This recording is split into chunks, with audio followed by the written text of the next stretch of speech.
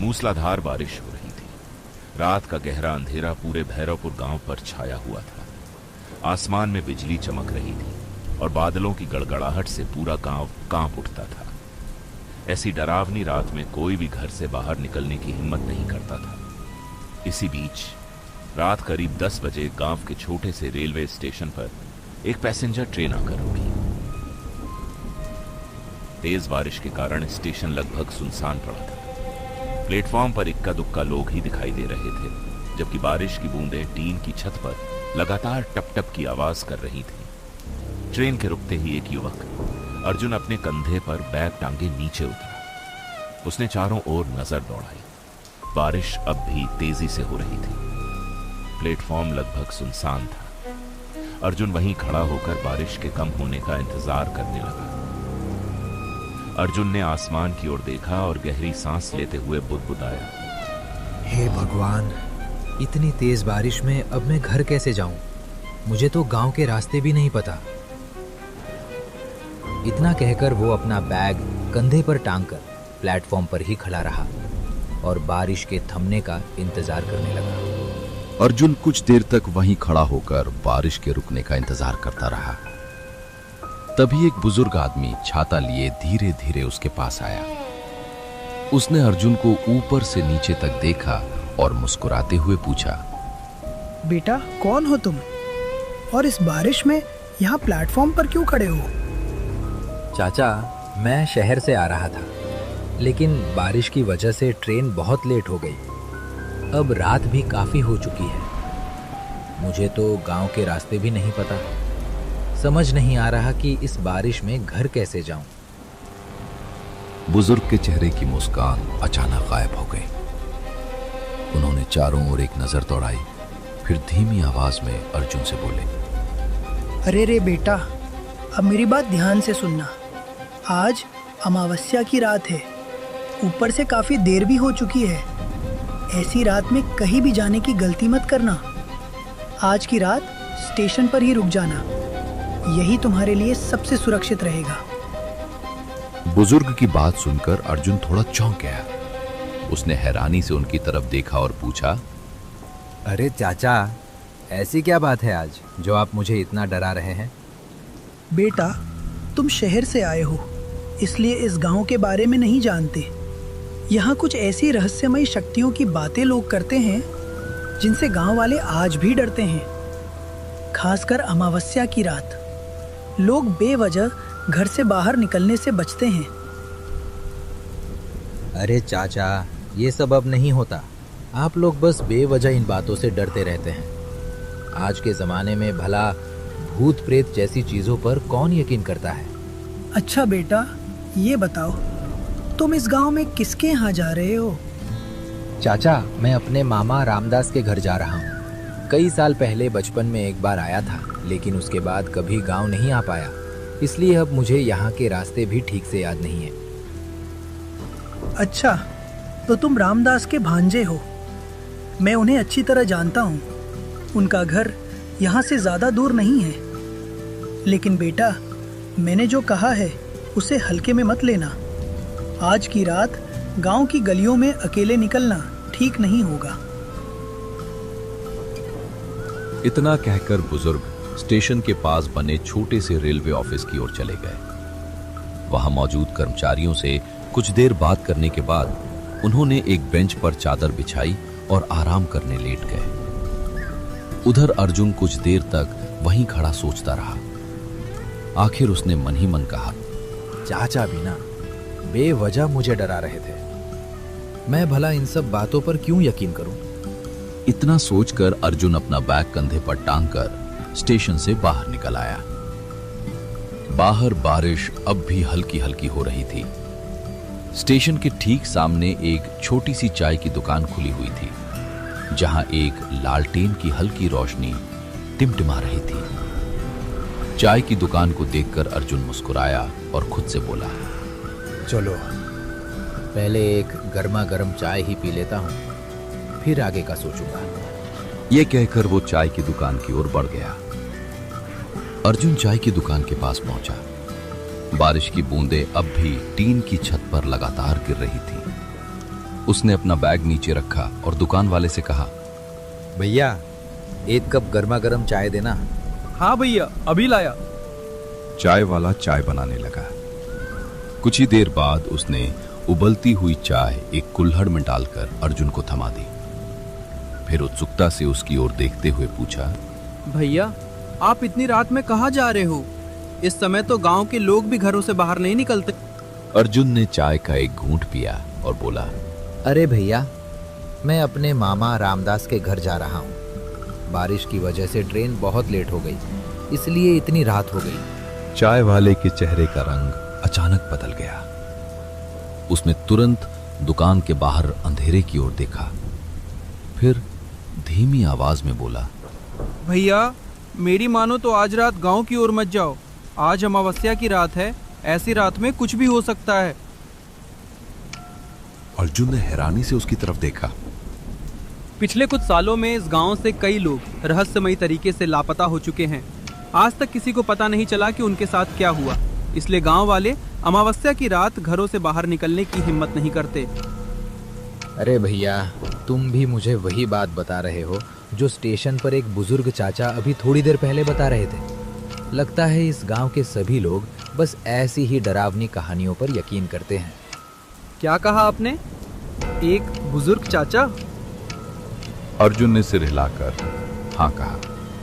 चाय वाला एक पल के लिए बिल्कुल चुप हो गया, फिर कांपती आवाज में बोला, भैया आप शायद नहीं जानते, रात के समय उस स्टेशन पर कोई बुजुर्ग नहीं रहता। गांव के लोग कहते हैं कि वहाँ एक बूढ़े आदमी की आत्मा भटकती है। वो नए आने वाले लोगों को स्टेशन पर ही रुक जाने की सलाह देती है, क्योंकि उसे पता होता है कि अमावस्या की रात गांव की तरफ जाना कितना खतरनाक हो सकता है। ये सुनते ही अर्जुन के चेहरे का रंग उड़ गया। ये क्या कह रहा है? अभी कुछ देर पहले तो मैं उसी बुजुर्ग से बात करके आया हूँ। क्या ये चाय वाला पागल हो गया है या फिर सच में कुछ गड़बड़ है? चाय वाले ने घबराकर दुकान के बाहर अंधेरे में एक नजर डाली, फिर अर्जुन के और करीब आकर धीमी आवाज में बोला, भैया मेरी मानो तो आज रात यहीं रुक जाओ। वैसे भी आज अमावस्या की रात है।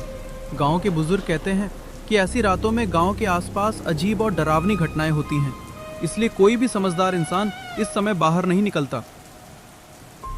अर्जुन ने उसकी बात सुनी, लेकिन उसके चेहरे से साफ लग रहा था कि उसे अब भी इन बातों पर यकीन नहीं हो रहा था। अर्जुन ने हल्की मुस्कान के साथ बात को टाल दिया और बोला, अच्छा भैया, ये सब बातें छोड़ो, बस इतना बताओ, यहाँ से आगे गांव की तरफ जाने के लिए कुछ मिलेगा या नहीं?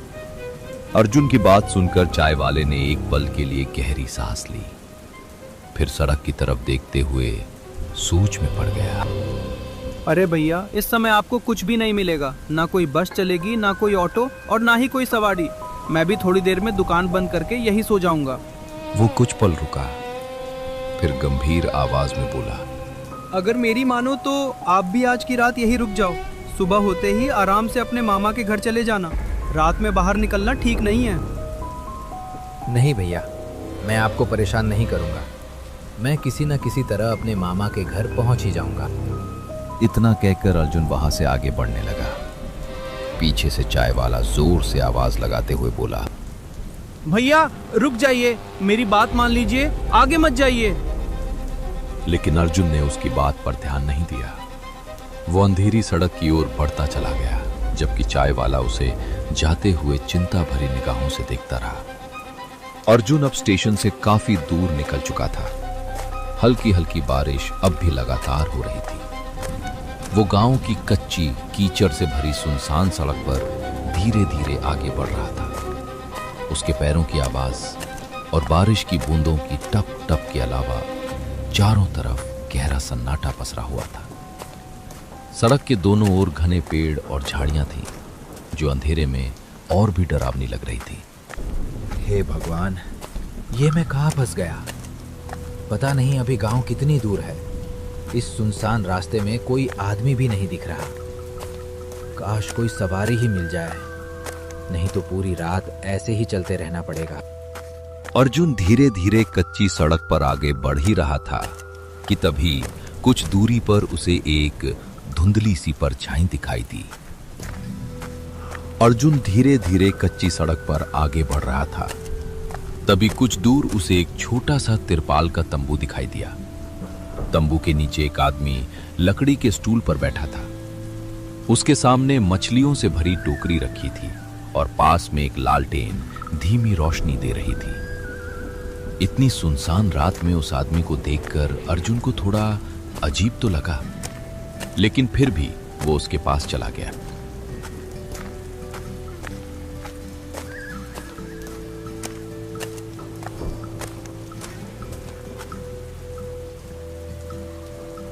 अरे भाई, इतनी रात को तुम मछलियां बेच रहे हो? मछली बेचने वाले ने अर्जुन की तरफ देखा और हल्की मुस्कान के साथ कहा, पहले मछली ले लो भैया, अभी अभी ताज़ी पकड़ कर लाया हूँ। वैसे मामा को तो मछली बहुत पसंद है, क्यों ना कुछ मछलियां ले लूं? इतने दिनों बाद उनके घर जा रहा हूं, उन्हें भी अच्छा लगेगा। अर्जुन ने बिना कुछ सोचे मछलियां खरीद ली। उसे बिल्कुल भी अंदाजा नहीं था कि उसने अपनी सबसे बड़ी गलती कर दी है।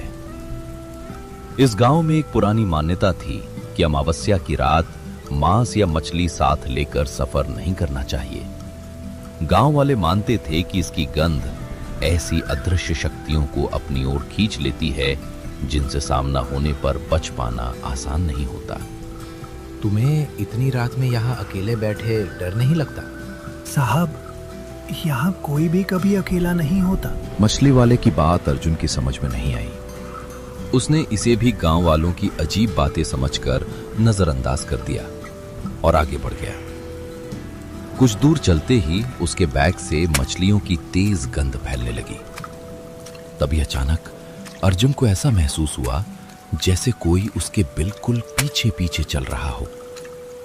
उसने एक दो बार पीछे मुड़कर देखा, लेकिन वहां कोई नहीं था। फिर भी हर कदम के साथ उसके कंधे पहले से ज्यादा भारी महसूस होने लगे, जैसे किसी का अदृश्य हाथ धीरे धीरे उस पर अपना भार बढ़ा रहा हो।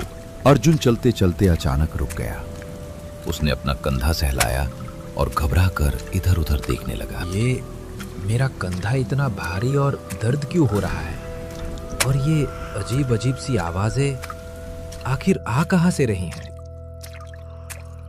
अर्जुन ने फिर एक बार पीछे मुड़कर देखा, लेकिन वहां दूर दूर तक कोई दिखाई नहीं दिया।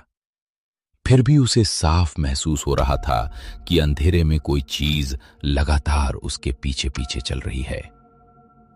हवा पहले से ज्यादा ठंडी हो चुकी थी और आसपास से आती धीमी फुसफुसाहटें हर कदम के साथ और साफ सुनाई देने लगी थीं। अर्जुन जैसे ही कुछ कदम आगे बढ़ा, अचानक उसके पैर वहीं थम गए। उसका दिल जोर जोर से धड़कने लगा। सामने उसी कच्ची सड़क के बीचों बीच वही मछली वाला खड़ा था, जबकि अर्जुन तो उसे काफी पीछे छोड़कर आ चुका था। मछली वाले का सिर धीरे धीरे नीचे से ऊपर उठा। उसकी आंखें अंधेरे में अजीब तरह से चमक रही थीं। फिर उसके चेहरे पर एक डरावनी मुस्कान फैल गई। अरे भैया, हमें भी तो मछली खिला दो, कई वर्षों से मछली नहीं खाई। ये सुनते ही अर्जुन के शरीर में सिहरन दौड़ गई। उसके हाथ पैर कांपने लगे। अब उसे धीरे धीरे समझ आने लगा था कि वो किसी बहुत बड़े जाल में फंस चुका है। स्टेशन के बुजुर्ग, चाय वाले की चेतावनी और मछली वाले की रहस्यमयी बातें सब एक एक करके उसकी आंखों के सामने घूमने लगी। कांपती आवाज में उसने किसी तरह हिम्मत जुटाई। क्या मतलब? अभी तो मैंने तुमसे ही ये मछली खरीदी थी। तुम आखिर हो कौन? मैं तुम्हारी मौत हूं। जरा अपने आसपास तो देखो, मेरे साथी भी तुमसे मिलने का बेसब्री से इंतजार कर रहे हैं। इतना कहते ही मछली वाले के चेहरे पर एक खौफनाक मुस्कान फैल गई। अचानक अर्जुन ने महसूस किया कि उसके ठीक पीछे कोई खड़ा है। वो पलट कर देख ही रहा था कि तभी उसके दाईं ओर एक काला साया आकर खड़ा हो गया और अगले ही पल बाईं ओर भी एक और साया दिखाई देने लगा। कुछ ही सेकंड में अर्जुन के चारों ओर 2-3 काले साए आ चुके थे। वे सभी धीरे धीरे अर्जुन के और करीब आने लगे। तभी अचानक दूर से दौड़ती हुई एक आकृति दिखाई दी। वो चाय वाला था। हाथ में जलती हुई मशाल लिए तेजी से अर्जुन की तरफ भागता हुआ आ रहा था। जैसे ही चाय वाले की जलती हुई मशाल की रोशनी उस अंधेरे पर पड़ी, चारों तरफ फैली हुई डरावनी परछाइयां एक एक करके गायब होने लगी। मछली वाला और बाकी अदृश्य शक्तियां जैसे धुएं की तरह हवा में विलीन हो गए। मैं बच गया क्या? मैंने कहा था ना साहब, आज की रात यहाँ रुक जाना चाहिए था। माफ करना मुझे, मैंने आपकी बात नहीं सुनी। कोई बात नहीं साहब, मुझे तो पहले ही समझ आ गया था कि आपके साथ कुछ तो जरूर होगा।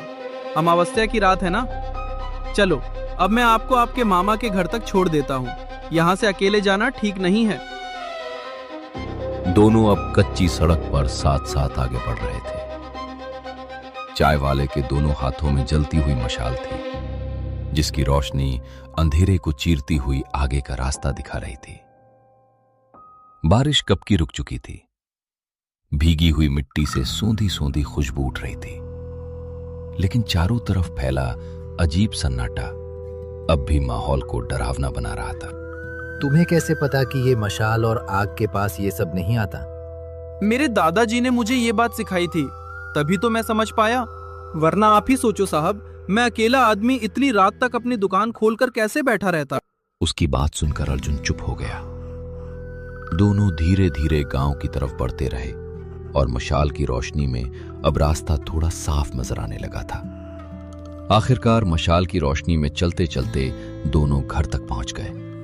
कच्ची सड़क के बाद अब पक्के आंगन की हल्की सी रोशनी दिख रही थी। दोनों ने दरवाजे के सामने पहुंचकर दस्तक दी। अंदर मामा खड़े थे। अर्जुन को देखते ही उनके चेहरे पर राहत और हैरानी दोनों आ गईं। अर्जुन, आ गए तुम, लेकिन इतना डरे हुए क्यों लग रहे हो? मामा, रास्ता बहुत अजीब था, बहुत कुछ हुआ। मुझे खुद समझ नहीं आ रहा मैं कैसे यहाँ तक पहुँचा। रामदास चाचा, आज बहुत अजीब घटना घटी है। इन्हें आराम से सुला दो, बहुत डरे हुए हैं। अर्जुन, तू सो जा। सुबह उठकर जो भी हुआ है आराम से बता देना। बिरजू, अच्छा हुआ तूने उसे बचा लिया, वरना आज मैं अपनी बहन को क्या जवाब देता। चल अब तू भी अंदर आ जा और आराम कर ले। आज की रात बहुत लंबी रही है। घर के अंदर धीरे धीरे सब शांत हो गया। अर्जुन थकान और डर के बीच बिस्तर पर लेट गया और धीरे धीरे उसकी आंख लग गई। अगली सुबह सुबह की हल्की धूप कमरे में फैल चुकी थी। बाहर गांव धीरे धीरे जाग रहा था। अर्जुन, उठ गया?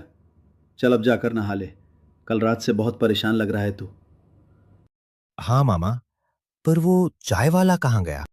अरे वो तो हमारे ही गांव का बिरजू था। रात को वो भी यही रुक गया था, सुबह जल्दी चला गया। अर्जुन कुछ पल चुप रहा। उसके चेहरे पर उलझन साफ दिखाई दे रही थी, जैसे वो कुछ याद करने की कोशिश कर रहा हो। अर्जुन ने बेचैनी से आगे झुककर पूछा, आप पूरी बात बताइए। ये सब कौन है और क्या करते हैं? अर्जुन, कल रात तेरे साथ आखिर हुआ क्या था? रामदास की बात सुनकर अर्जुन कुछ पल के लिए खामोश हो गया। फिर उसने गहरी सांस ली और पिछली रात की पूरी घटना सुनानी शुरू की। मतलब जिसका मुझे डर था वही हुआ। लगता है वे फिर से जाग चुके हैं। इतने सालों तक शांत रहने के बाद अब उन्होंने फिर से लोगों को अपना शिकार बनाना शुरू कर दिया है। अगर इस बार भी उन्हें नहीं रोका गया तो न जाने कितने बेगुनाह लोग अपनी जान गंवा देंगे। क्या आप उन छलावों के बारे में जानते हैं? आखिर वे हैं कौन और इतने सालों से इस जंगल में क्या कर रहे हैं? बहुत साल पुरानी बात है अर्जुन। तब मैं कोई 5-6 साल का रहा होऊंगा। उसी समय हमारे गांव के पास नया रेलवे स्टेशन बनना शुरू हुआ था। गांव के लोग बहुत खुश थे। सबको लगता था कि अब शहर आना जाना आसान हो जाएगा, रोजगार बढ़ेगा और गांव की तरक्की होगी। स्टेशन का काम शुरू हुआ तो गांव के कई लोगों को भी मजदूरी मिल गई। साथ ही शहरों और दूसरे राज्यों से भी बहुत सारे मजदूर बुलाए गए। लेकिन किसी को क्या पता था कि जिस काम को वे अपने सुनहरे भविष्य की शुरुआत समझ रहे थे, वही उनके जीवन का सबसे बड़ा अभिशाप बन जाएगा। आपको ये वीडियो कैसी लगी?